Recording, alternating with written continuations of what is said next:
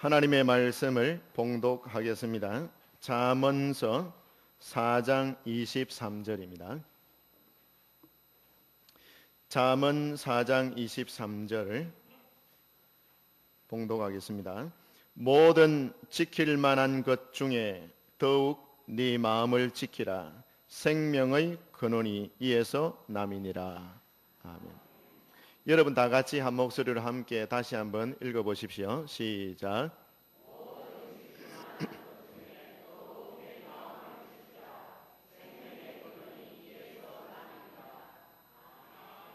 쇼이치 요코이라는 일본 사람이 있었습니다. 이 사람은 태평양 전쟁에 참여했던 사람이었는데요. 전쟁이 끝난 이후에 여전히 괌의 한 산속 동굴에 혼자 숨어서 살았습니다. 28년 동안 혼자서 숨어 지냈다라는 겁니다.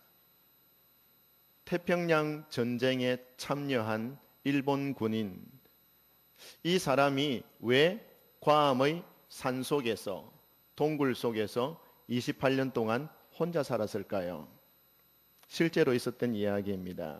괌에 지금도 가보면 그 사람이 28년 동안 동굴 속에서 살면서 생활했던 모든 그 집기들 있잖아요. 살림 도구들, 이 전시를 해놓은 박물관이 있답니다.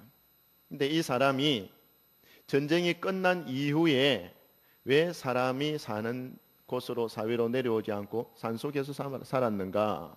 전쟁이 끝난 줄 몰라서가 아닙니다. 알았지만은 세상에 내가 나가면은 사람들에게 잡혀서 처형당하지 않을까 무서워서 혼자 동굴에서 살았다고 합니다.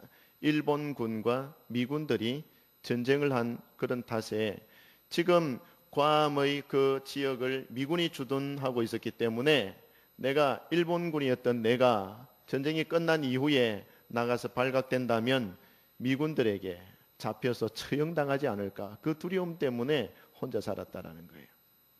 불필요한 근심, 불필요한 두려움이 자기 속에 있었다라는 겁니다. 28년 동안 자유를 잃어버리고 마치 짐승처럼 혼자 살았다라는 겁니다.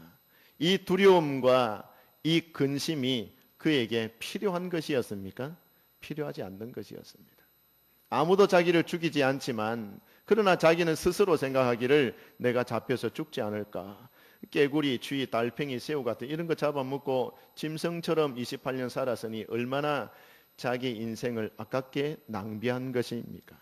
여러분, 오늘 우리가 살아가는 시대를 사람들은 경제 위기의 시대다, 경제 불안의 시대다 이렇게 곧잘 이야기하기도 합니다. 사실 가만히 생각해 보면은 IMF가 터진 그 이래로 우리나라는 계속 경제가 어려웠습니다. 지금도 어렵고 향후 미래에도 어려울 것입니다. 제가 태어나는 1960년도 그때도 경제가 어렵다라는 말을 아버지 어머니가 했습니다. 70년대도 어려웠습니다. 80년대는 더 어려웠습니다. 90년대도 역시 어려웠고 지금도 어렵습니다. 10년 뒤에도 어려울 것이고 20년 뒤에도 어려울 겁니다. 경제가 언제 야 경제 상황이 좋다 먹고 살만하다 이렇게 말해본 적이 있습니까? 사실은 없습니다. 늘 어려운 겁니다. 근데 7월 마지막 주 8월 첫 주 되면은 휴가철이 시작되는 거죠. 공항에 한번 나가 보십시오. 경제가 어렵다고요? 다닐 사람은 다 다닙니다. 해외여행. 저 같은 사람이나 못 다니죠. 근데 여러분 경제가 어렵다고요? 일부 소득이 빈약한 사람들에게 해당되는 말이지 보통 사람들에게는 해당되는 말이 아닌 것 같기도 합니다. 근데 여러분 경제 불안 그것이 문제가 아닙니다. 경제 위기 이게 문제가 아닙니다. 진짜 위기가 뭔 줄 아십니까 여러분? 진짜 위기는요 정신불안입니다. 정신불안이요. 기자들이 저를 찾아와서 이 시대의 문제가 뭡니까? 이렇게 묻는다면 저는 정말 그렇게 말하고 싶어요. 경제 위기가 문제가 아닙니다. 경제 불안이 아니라 우리 국민들의 정신 불안이 정말 위기입니다 라고 저는 말하고 싶습니다. 아무도 그 이야기는 안 하더라고요. 정신 불안에 대해서 어린아이부터 어른들에 이르기까지 모든 계층의 사람들이 불안과 두려움에 떨다가 정신질환에 걸리거나 자살하는 통계가 우리나라에 얼마나 높은지 여러분 아십니까? 우리나라 국민의 자살률은 2014년 현재 인구 10만 명당 33명이 자살한다고 합니다. OECD 국가 중에 자살률이 가장 높은 나라가 바로 우리나라입니다. 어느 정도로 높으느냐? OECD 국가 중에 전체 평균보다 3배가 높습니다. 청소년 자살률이 세계 1위가 우리나라입니다. 65세 이상 되는 어른들을 노년 인구라고 부르는데요. 노년 인구의 자살률도 급격하게 상승하고 있는 나라가 바로 우리나라입니다. 황혼 이혼이 늘어납니다. 발표가 다 안 돼서 그렇지 얼마나 많은 사람들이 정신불안에 시달리면서 살고 있는 것일까요? 또 고혈압이나 저혈압, 위장병, 신경통, 당뇨병, 암 이런 대부분의 큰 질환들이 왜 발병하는가? 의학계 측에서는 연구를 합니다. 왜 이런 큰 병들이 발병을 할까? 역학조사를 해보니까 상당수의 부분, 약 70% 이상 되는 사람들이 정신적인 불안과 스트레스 때문에 발병하게 된다라고 통계를 내놓은 것도 볼 수 있습니다. 그러므로 우리가 이 세상에 재산을 지키는 것, 명예를 지키는 것, 내 인기를 지키는 것, 이런 것들보다 더 중요한 것은 여러분의 마음을 지키는 일인 것입니다. 많은 사람들이 자기 가진 재산을 지키기에 급급합니다. 어떻게 하면 내가 누리고 있는 이 인기를 계속 유지할 수 있을까? 자기 자리, 인기를 유지하기 위해서 발부둥을 칩니다. 어떻게 하면 내 자리, 이 명예를 지킬 수 있을까? 정말 사람들이 지켜야 되는 것, 진짜 지켜야 되는 것들은 자기 마음입니다. 마음을 지켜야 돼요. 그런데 진작 자기 마음은 상실해버리고 다른 것 지키기 위해서 자기 마음을 상실해버리는 어리석은 사람들이 얼마나 많은지 모릅니다. 자기 재산 지키기 위해서 발부둥을 치는데 재산은 지켰는데 마음은 상실해버렸어요. 인기는 지켰는데 마음은 상실해버렸어요. 얼마나 안타까운 일인 것입니까? 마음이 상실한 이 시대의 사람들, 자기가 누리고 지키고 싶어하는 모든 것들은 지켜낼 수 있을는지 모르지만 마음을 잃어버렸다면, 마음을 상실해버렸다면 다 잃어버린 것입니다. 성경은 오늘 말씀하고 있습니다. 무릇 지킬 만한 것 중에 더욱 네 마음을 지키라. 마음이 갈팡질팡 4분 5열 되는 사람 생활의 규모가 없습니다. 힘들어집니다. 자기 인생이요. 무엇보다도 여러분의 마음을 근심과 불안으로부터 지킬 수 있기를 바랍니다. 오늘날 복잡한 사회생활, 경제적인 염려, 미래에 대한 불안, 이런 모든 염려 속에 떨며 살다가 점점 정신질환으로 넘어지는 사람이 얼마나 많은지 모릅니다. 학생들은요, 입학시험 때문에 근심하고 두려워하죠. 청년들은 취업 때문에 두려워하죠. 사업하는 분들 사업하는 일 때문에 두려워하죠. 직장 일 때문에 두려워하죠. 밥 못 먹고 살까봐 얼마나 두려워합니까? 또 노년에 이르러서는 질병 때문에 두려워하고 염려합니다. 미래의 내 인생이 어떻게 될 것인가? 누가 나를 부양해 줄 것인가? 여러 가지 두려움 때문에 사람들은 마음에 근심이 일어나는 겁니다. 온갖 병에 걸리고 자살하는 사람들이 많이 생기고 있는 것입니다. 또 어떤 사람은 우리나라가 전쟁이 일어나서 망하지 않겠나, 그런 생각을 가지고 불안해하는 사람도 있습니다. 많은 사람들이 웰빙이라는 말을 자주 입에 오르내리고 있습니다. 저기서도 웰빙, 여기서도 웰빙, 여러분 웰빙이라는 말을 한 번쯤 여러분 다 들어보셨겠죠. 자신의 삶의 질을 향상시키기 위해서 얼마나 많은 시간들을 들이고 물질을 들이고 노력을 하는지 모릅니다. 외적인 조건들, 외적인 환경들을 다양하고 좋게 구비하려고 얼마나 애를 쓰는지 모릅니다. 하지만 정말 우리의 삶의 질이 외부의 환경에 따라서 결정된다고 여러분 그렇게 생각하십니까? 진짜 중요한 거는요, 외적인 환경보다 여러분 내면의 생각이 중요해요. 여러분의 내면의 생각에 의해서 여러분의 삶의 질이 좌우된다는 것을 아셔야 됩니다. 실제로 우리 주변에 많은 재산을 가진 사람들, 편리하고 안락한 환경에서 사는 사람들, 높은 지위와 명예와 인기를 누리면서 사는 사람들 다 많습니다. 그들의 수준, 그들의 외적인 환경은 분명히 높고 삶의 질이 좋아 보이는 것 같습니다. 한데 그들의 진짜 삶 속으로 들어가서 그들의 삶을 들여다보면은 꼭 그들의 삶의 질이 항상 높은 것만은 아닌 것 같습니다. 돈은 많은데 고민도 많아요. 편안하고 안락한 환경은 갖추어져 있는데, 아주 편리한 환경을 갖추고 살고 있는데 그 가정이 산산조각이 나가지고 거의 지옥 같은 생활을 하는 그런 사람들도 참 많습니다. 높은 지위와 명예를 누리고 있는데 이상하게 그 사람이 불안해하면서 사는 사람도 참 많습니다. 하나님이 주신 평안함이 없으니까 불안한 가운데 매일매일의 나날들을 보내는 사람들을 우리는 많이 만나게 됩니다.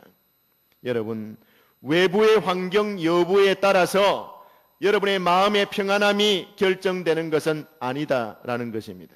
성도들에게 있어서 마귀의 시험을 받을 때나 나를 유혹하는 어떤 여러 가지 상황들, 어떤 나를 미혹하고 유혹하는 어떤 마귀의 어떤 유혹들이나 그런 환경들이 나에게 주어졌을 때에 그것을 이길 수 있는 힘이 어디서부터 나오는 겁니까? 사단이 여러분을 죄짓게 하고 유혹할 때에 외적인 환경이 잘 갖춰져 있다고 그것을 근거로 해서 여러분 그 유혹들을 이겨낼 수 있는 힘이 생기게 되는 것입니까? 아니죠. 내면의 생각입니다. 하나님이 여러분의 마음에 참된 평안함을 주실 때에 그 평안함을 받아서 여러분의 영혼이 강건해지고 강건해져서 비로소 여러분에게 당하는 모든 시험과 유혹들을 물리칠 수 있는 겁니다.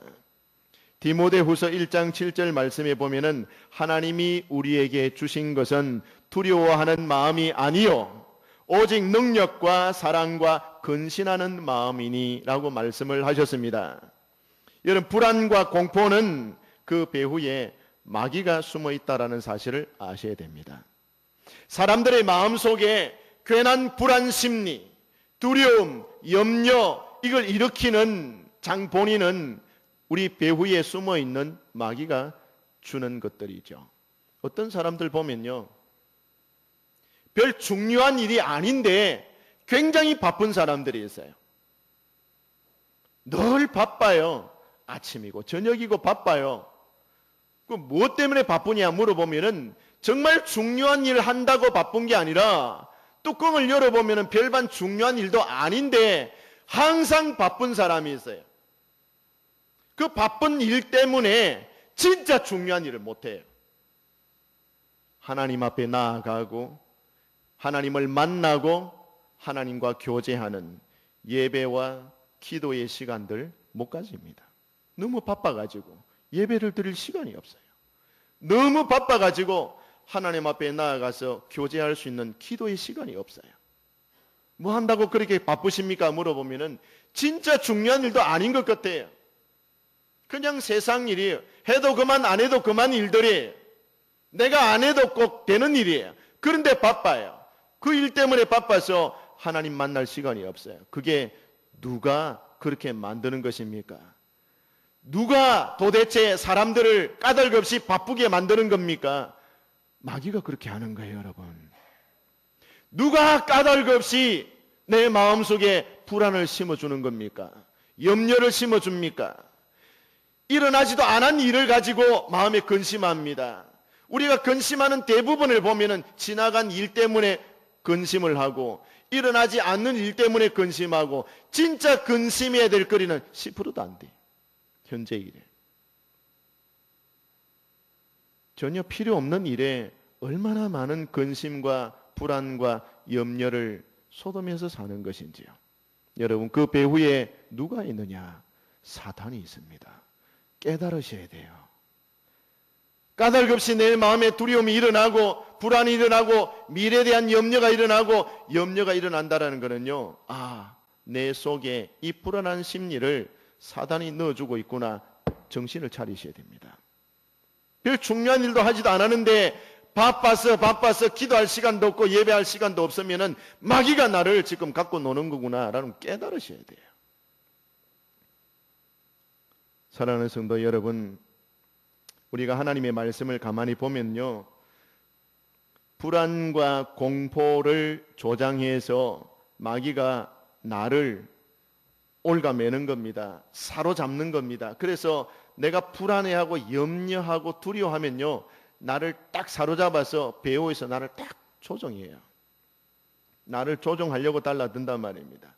여러분, 성경 말씀 66권 전체를 가만히 살펴보시면요, 찬찬하게 줄거가면서 살펴보시면 근심하지 말라, 염려하지 말라라는 말씀이 약 365번 정도 나옵니다. 1년에 며칠요? 비슷하다니까요. 비슷해요. 염려하지 말라, 근심하지 말라라는 말이 365번 정도 나와요. 그럼 여러분, 우리 하나님께서 매일 한 번씩, 거의 매일 한 번씩 염려하지 말아라, 두려워하지 말아라 이렇게 말씀하고 계신 것이나 마찬가지입니다. 내가 무엇을 먹을까, 무엇을 입을까, 무엇을 마실까 염려하지 말라라고 우리 예수님이 말씀하시는데, 사람들은 뭘 먹을까, 뭘 입을까, 뭘 마실까 계속 그거 가지고 염려해요. 구원받은 하나님의 자녀들은 염려할 필요 없다. 그렇게 염려하는 것은 하나님을 믿지 않는 이방 사람들이 염려하는 것들이다. 너희는 염려하지 말아라. 하늘의 새, 땅의 백합화를 쳐다보라. 그들이 창고를 짓고 먹을 것을 곳간에 쌓지 않아도 날아다니는 새들, 내일 먹을 거 염려 안 해도 다 하나님이 먹이시지 않느냐, 다 입히시지 않느냐. 하물며 너희일까 보냐. 믿음이 연약한 자들아, 하나님이 먹이시고 입히신다. 걱정하지 말아라. 근데 계속 걱정해요. 우리는 집에 가면 우리 부인들은 옷장문 딱 열고 옷장 안에 옷이 그렇게 꽉 차 있는데, 이야, 입을 게 없네.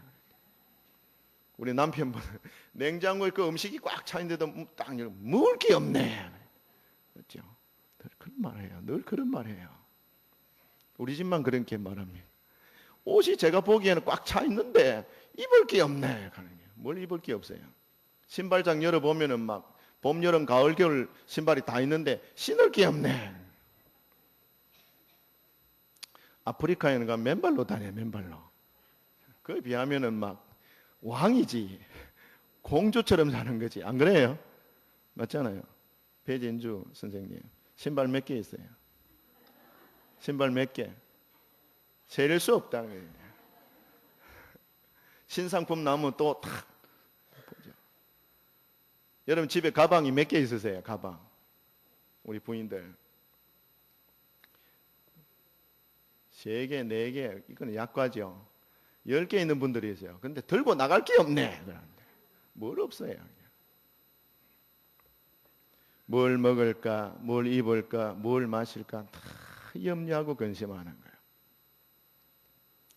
여러분, 마음의 진정한 평안이 어디서부터 오는 걸까요? 여러분, 사람의 마음속에 진정한 평안이 어디서부터 오는 걸까요? 외적인 환경이 잘 갖추어져 있으면, 조건이 잘 맞으면은 그 평안함이 오는 겁니까? 일시적인 겁니다. 진짜 사람이 가지는 평안함은 하나님을 만날 때 오는 겁니다.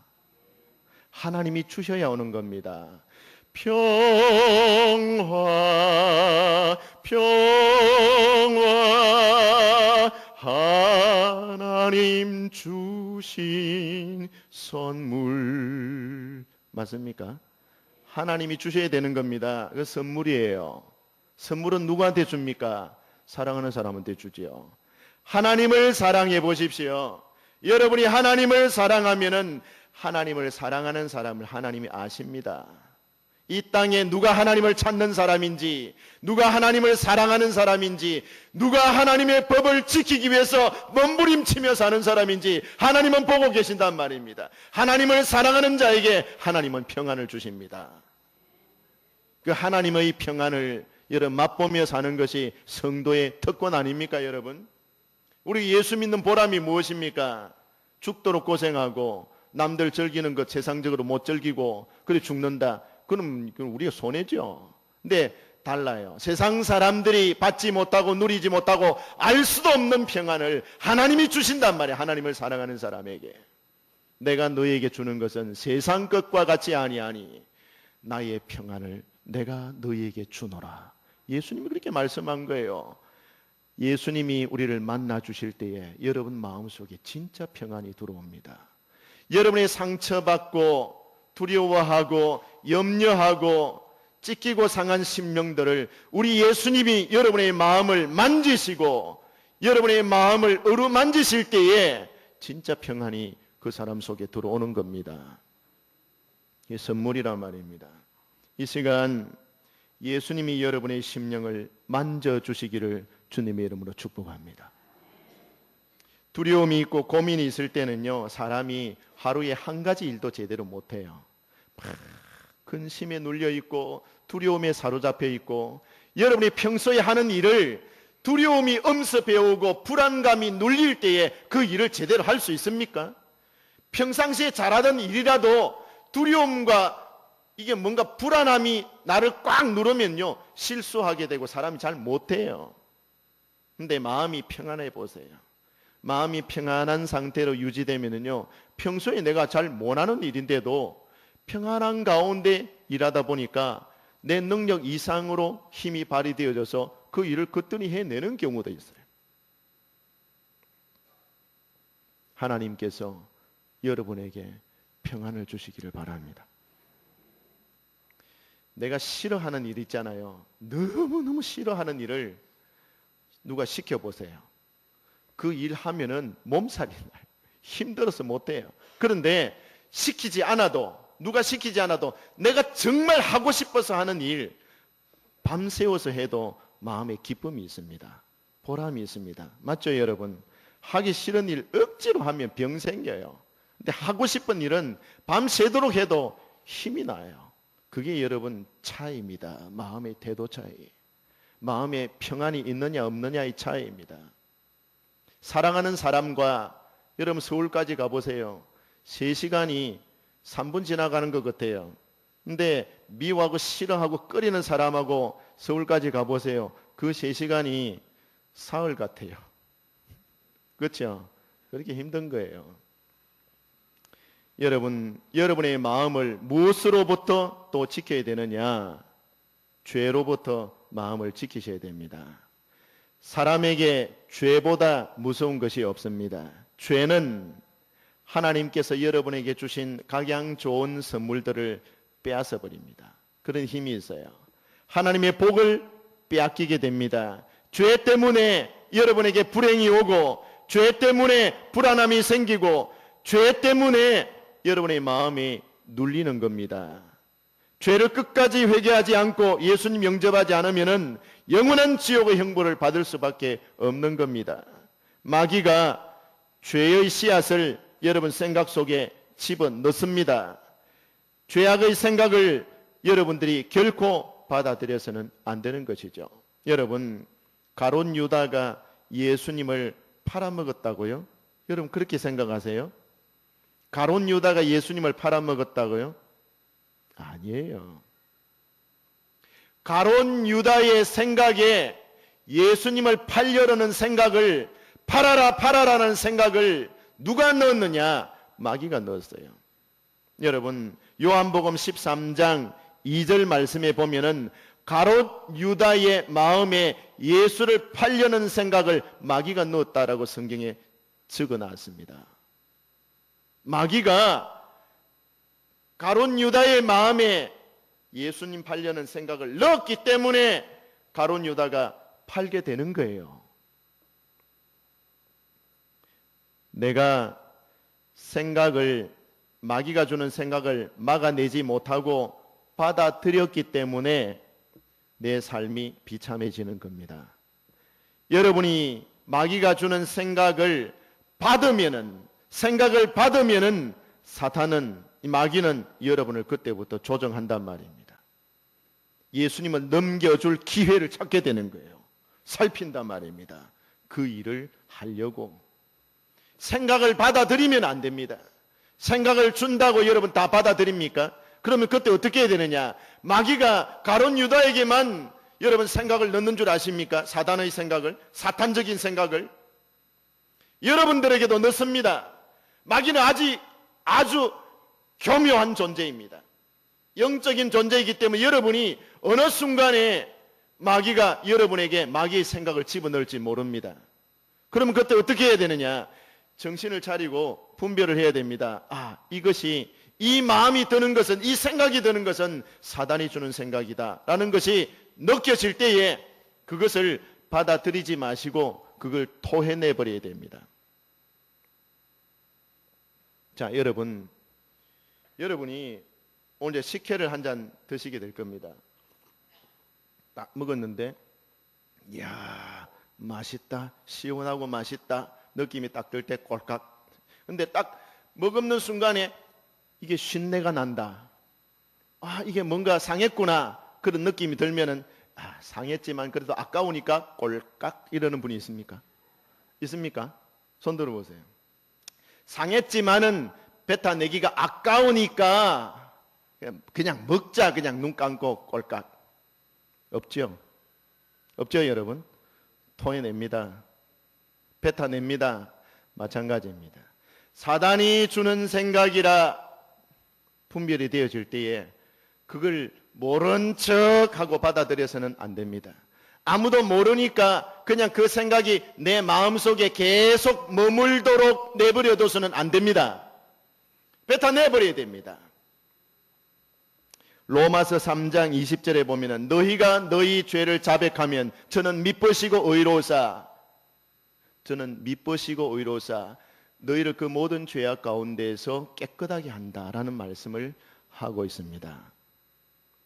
여러분, 우리가 깨끗해지는 비결은요, 마귀가 주는 생각을 받아들이는 것이 아니라 딱 생각을 넣어줄 때에 자백하고 회개하고 토해내버려야 돼요. 그러면 우리를 깨끗하게 하신다.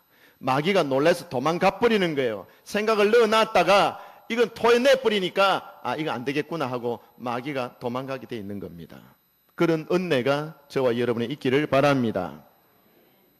이사야서 55장 7절의 말씀에 보시면은 악인은 그 길을, 불의한 자는 그 생각을 버리고 여호와께로 돌아오라. 그리하면 그가 긍휼히 여기시리라. 약속했습니다. 이 하나님의 약속입니다. 불의한 자는, 악한 자는 무엇을 버리고요? 그 생각을 버리고, 죄지을 생각을 버리고, 유혹받았을 때 그 유혹받는 마음을 계속 머물러 있게 하지 말고 그 생각을 버리고 여호와께로 돌아오라. 그리하면 하나님이 너희를 긍휼히 여기시리라. 생각을 버리라 그랬습니다. 행동을 버리라가 아니라 생각을 버리라입니다. 생각은 행동의 뿌리입니다. 성결한 사람이 되려면은 생각을 잘해야 됩니다. 생각을 잘해야 됩니다. 악한 생각, 더러운 생각, 추한 생각은 사단이 틈타게 되어 있습니다. 코드가 맞잖아요. 더러운 생각 해보세요. 거룩한 사탄은 없습니다. 깨끗한 사탄은 없어요. 네? 그러니까 사탄은 어떤 사탄입니까? 말해보세요. 사탄은 어떤 사탄이에요? 더러운 사탄입니다. 그러니까 더러운 곳에 꼭 임하게 되어 있어요. 코드가 맞으니까. 똥파리는 어디에 앉습니까? 더러운데. 딱 맞아요. 코드가. 사탄은 꼭 더러운 생각을 마음에 가지고 있는 사람에게 딱 찾아가게 되어 있는 거예요. 냄새가 난다 그게 딱 간다는 거예요. 근데 거룩한 성령은 깨끗한 곳에서 역사하십니다. 맞습니까? 마음을 깨끗한 마음을 품으시기 바랍니다. 생각을 정하게 하시기 바랍니다. 그래서 성령이 그 사람과 동행하고 일을 맡기시고 함께 하나님의 일을 하시는 것이죠. 여러분, 사람의 마음은요, 그릇과 같아요. 그릇과 같아요. 여기 뭘 담느냐에 따라서 그릇의 가치가 결정이 된답니다. 사람의 마음은 밭과 같아요. 뭘 심느냐에 따라서 그 밭이 명명되는 것이 달라지게 된답니다. 여러분, 저 앞에 가보면은 미나리깡이 있죠. 미나리깡. 미나리를 쫙 심어놨죠. 미나리밭 이렇게 말 안 합니까? 그런데 길가에 저쪽에 보니까 KT 아파트 그쪽에 보니까 뭘 심어놨냐면 들깨를 심어놨어요. 들깨를 심어놨으니까 들깨밭 그렇게 말하죠. 미나리 심으면 미나리밭, 들깨 심으면 들깨밭. 맞죠, 여러분? 뭘 심느냐에 따라서 그 밭의 이름이 달라지고 가치가 달라져요. 여러분의 마음이 밭과 같고 여러분의 마음이 그릇과 같아요. 뭘 담느냐, 뭘 심느냐에 따라서 여러분의 인생이 달라지고 가치가 달라집니다. 여러분 마음 밭에 뭘 심었습니까? 뭘 심고 계십니까? 탐욕, 미움, 시기심, 염려, 두려움, 무관심, 도대체 이런 것들이 어디서부터 올라오는 것입니까? 우리는 우리의 삶을 웰빙하기 위해서 내 삶을 좀 더 수준을 높이고 좀 더 나은 삶을 향유하기 위해서 외적인 환경들을 이렇게 아름답고 편리하고 안락하게 구비해 가는데, 그런데 그 가운데서 왜 두려움이 올라오고 무관심이 올라오고 내 마음속에서 염려가 올라오고 시기심이, 악한 시기심들이 올라오는 것입니까? 도대체 어디서 이런 것들이 내 속에서 나오는 것입니까?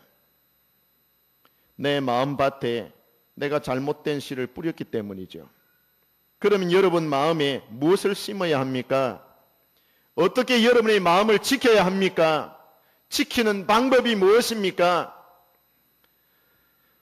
무엇보다도 하나님의 말씀을 여러분 마음에 심으십시오. 하나님의 말씀이 생명입니다. 헛된 것 심지 마시고 하나님의 말씀을 심으십시오. 말씀은 하나님의 능력이고 생명입니다. 태초에 하나님이 무엇으로 만물을 창조하셨습니까? 말씀이요. 그 말씀은 곧 하나님이시니라. 하나님을 심으십시오. 하나님의 말씀을 심으십시오. 그래야 여러분이 생명 있는 존재가 되는 것입니다. 말씀으로 여러분을 무장하십시오. 그래야 사단의 모든 괴계들을 능히 이길 수가 있습니다. 사단이 유혹한다고 생각을 넣어준다고 다 따라가겠습니까? 깡패가 오란다고 다 따라갑니까? 노름꾼이 가자 한다고 노름하는 그 장소에 다 따라다닙니까? 도둑놈이 가자 같이 하자 한다고 그 도둑질하는 자리에 여러분 같이 앉겠습니까? 아니지 않습니까? 자기를 지켜야 돼요. 자기를 지켜야 됩니다. 그 강도들로부터. 하나님의 말씀을 듣고 하나님의 말씀을 읽고 하나님의 말씀을 묵상할 때에 은혜가 되는 말씀을 나에게 주시면은 하나님께서 지금 나에게 하시는 말씀이구나 라고 생각하고 그 말씀을 받아들이고 그 말씀을 꽉 붙잡으시기를 주님의 이름으로 축복합니다. 성도의 능력이 뭐냐? 말씀을 붙잡는 힘이 있느냐 없느냐예요. 어떤 사람은 말씀을 똑같이 듣는데 들어도 그냥 듣고 흘려버려요. 좋은 말씀이었어. 그리고 그냥 흘러가는 거예요. 붙잡지를 못해요. 나에게 주시는 하나님의 말씀으로 붙잡지를 못해요. 오늘 이 시간에 여기 앉아있는 여러분들에게 우리 하나님 아버지가 여러분의 각인의 심령에 뭘 말씀하고 있습니까? 무엇을 말씀하고 있습니까? 내 백성들아, 내 자녀들아, 아버지가 여러분에게 하시는 말씀이 뭡니까? 그 말씀을 듣고 그 말씀을 붙잡아야 되는데 그냥 좋은 말씀이었어. 그러고 그냥 넘어가는 거예요. 들을만 해서 유익해서 그러고 넘어가는 거예요. 붙잡은 내용은 아무것도 없어요. 예배당 문 밖을 나가면 머리가 하얘져 버려요. 집에 돌아가서 텔레비 켜면은 막 더 하얘져 버려요. 뭔 말씀을 들었는지 생각도 안 나요. 설교 제목도 생각 안 나요. 일주일 내도록 말씀을 묵상하고 음미하고 그 말씀을 붙잡고 이렇게 살아야 되는데 아무 생각 없이 살아요. 붙잡는 힘이 없어요. 능력이 없는 거예요. 능력이 없는 거예요, 여러분.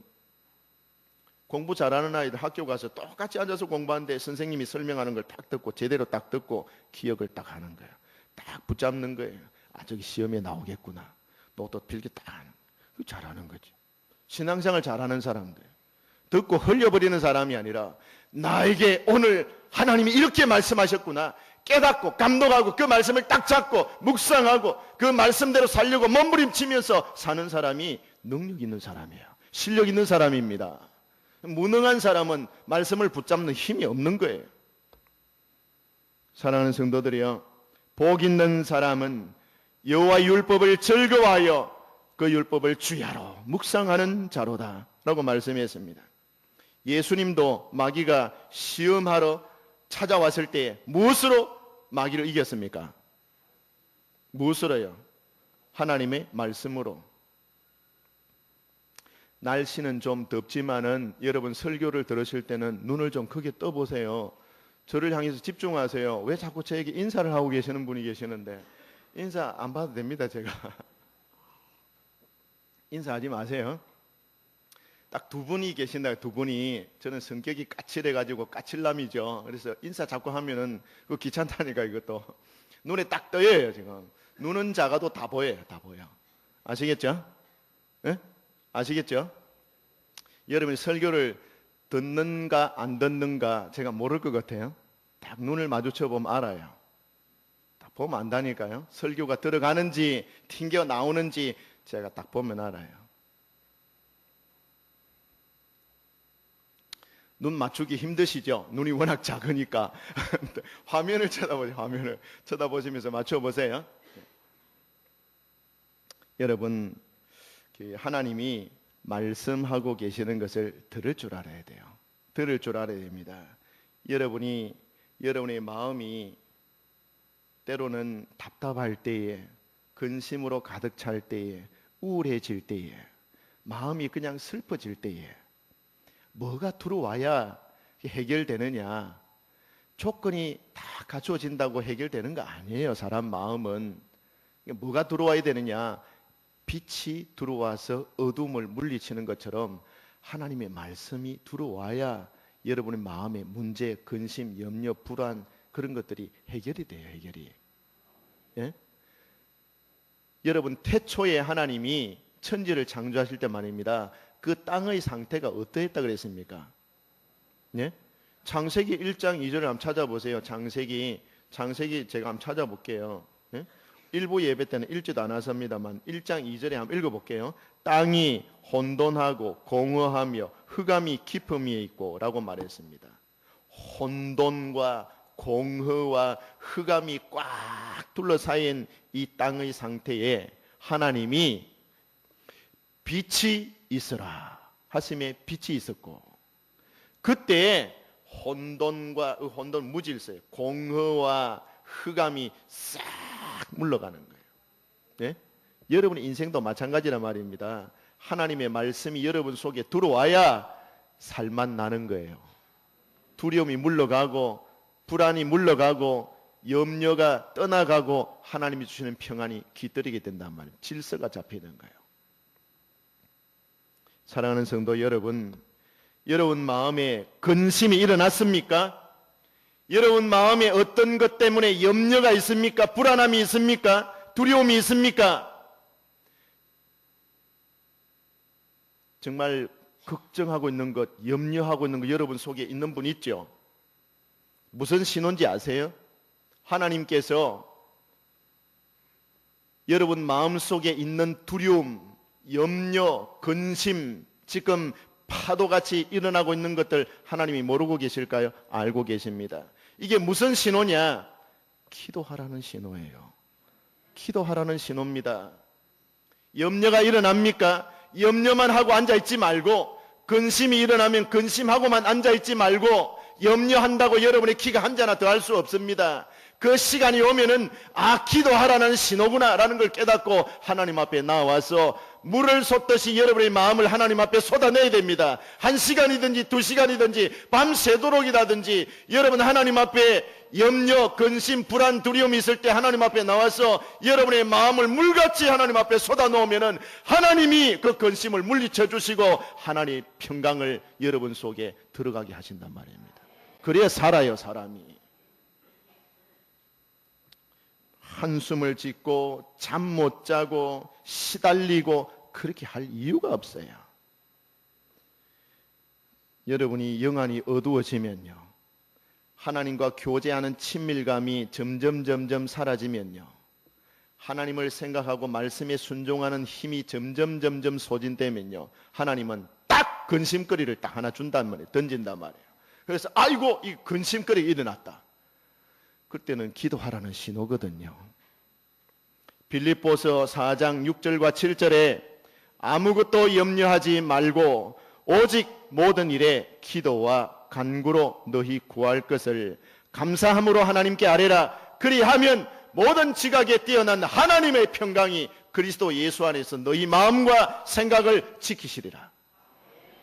여러분의 마음과 생각을 지키십니다. 우리 하나님이. 기도하면은요.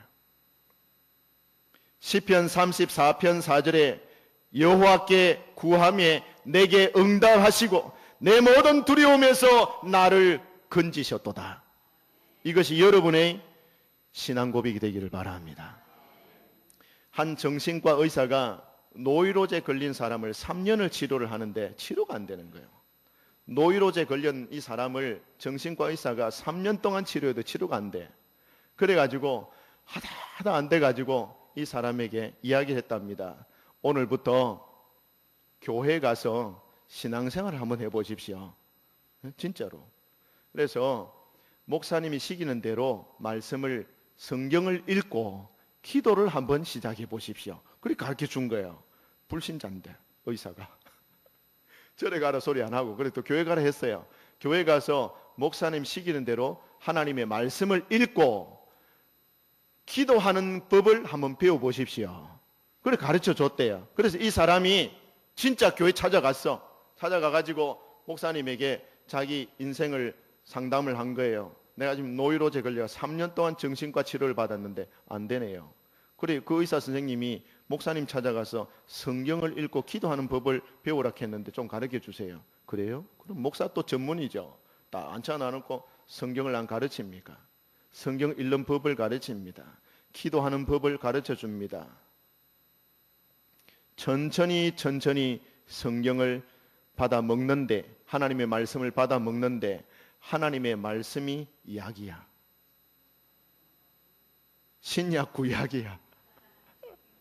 신약 읽고 구약 읽고 두 개 다 받아 먹으니까 성경을 한번 읽고 나니까 3년 동안 전문 의사가 못 고치던 이 노이로제가 정신이 안정이 되면서 맑아지면서 해결이 되는 거예요. 해결이 돼요. 이런 일들이 그냥 있는 줄 아십니까? 아니에요. 마귀는 여러분 기도를 못하게 해요.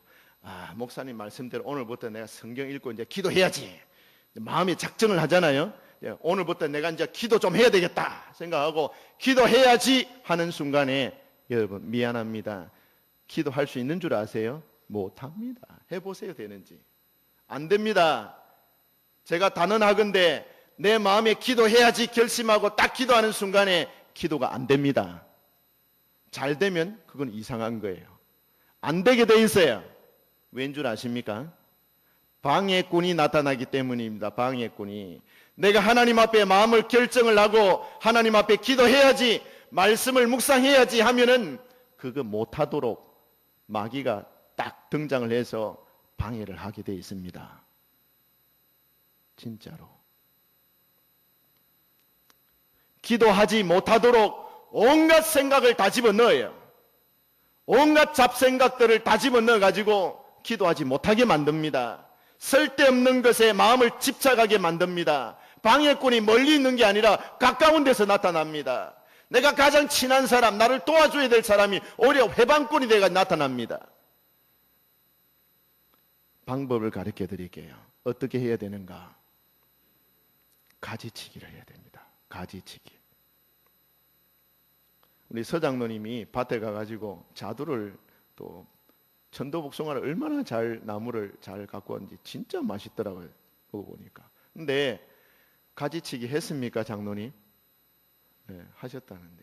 안 하고 그렇게 잘 열매를 쏘아 가셨는가 했더니 가지치기를 안 될 가지 딱딱딱딱 잘라내고 될 만한 열매를 달고 실하게 달 만한 가지들은 보존을 해줘야 돼요. 그 기술이거든요. 여러분, 우리가 하나님이 주시는 선한 열매를 맺으려고 그러면, 이 평안의 열매를 맺으려고 그러면 가지치기를 해야 돼요. 쓸데없는 생각들, 내 마음에 근심을 일으키는 이런 가지들 다 잘라내야 됩니다. 털어버릴 것은 털어버리고, 포기할 것은 깨끗이 포기하고, 잊어버릴 것은 말끔히 잊어버려야 됩니다. 이사야 43장 18절에 너희는 이전 일을 기억하지 말며 옛적 일을 생각하지 말라라고 했습니다. 옛적에 여러분 실패했던 것, 옛적에 마음이 슬펐던 것, 옛적에 억울한 일 당했던 것, 옛적에 내 마음과 상대방의 마음이 갈라져 가지고 분열되어 있고 마음이 하나 되지 못한 그런 상황이 있던 것, 모든 것들 잊어버리고 털어버려야 됩니다. 과거에 네가 내한테 이랬지, 가지고 있어 보세요. 마음이 평안이 오는지. 내가 이전에 당했던 슬픈 문제, 슬프다, 괴롭도다, 계속 묵상하고 있어 보세요. 마음이 평안이 깃들이게 되는지. 여러분, 여기에 다른 것을 담으려고 하면은 먼저 있는 것을 쏟아내야 됩니다. 쏟아내고 새로운 것을 담는 겁니다. 이런 마음이 똑같아요. 이런 마음에 있는 것들을 쏟아버려야 돼요. 그리고 하나님이 주시는 것들을 받아들이려고 준비를 해야 됩니다. 그래야 마음에 부어주십니다. 사랑하는 성도 여러분, 여러분의 마음을 지킬 수 있기를 바랍니다. 하나님 아닌 다른 것이 여러분 마음 안에 들어와서 여러분을 지배하지 못하도록, 악한 마귀가 여러분 속에 생각을 넣지 못하도록 마음을 지키실 수 있기를 바랍니다. 여러분의 마음을 하나님의 평강이 지배하는 복된 우리 성도들 다 되시기를 주님의 이름으로 축복합니다.